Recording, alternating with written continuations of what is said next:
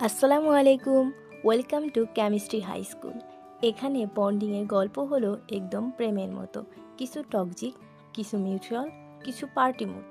তোমরা দেখতেই পাচ্ছ এখানে গল্পের নাম দিয়েছি প্রেমের bond, ionic, covalent, metallic.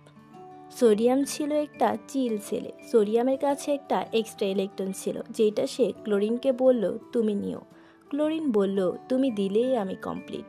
Broom, bond হয়ে গেল। এটা হলো আয়নিক বন্ড। একজন ইলেকট্রন দেয়, অন্যজন নেয়। স্ট্রং বন্ড, বাট যদি টেনশন হয় ইজিলি ভাঙতে পারে।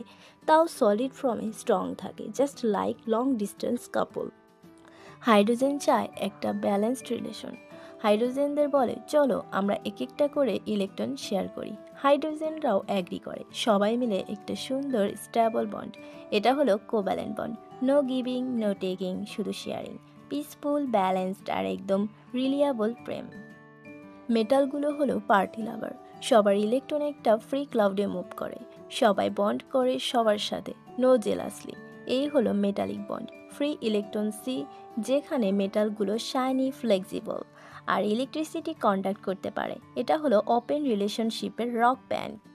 আয়নিক দেয়, কোভালেন্ট শেয়ার করে, মেটালিক পার্টি করে। তাদের বন্ড সব আলাদা ফ্লেভারে।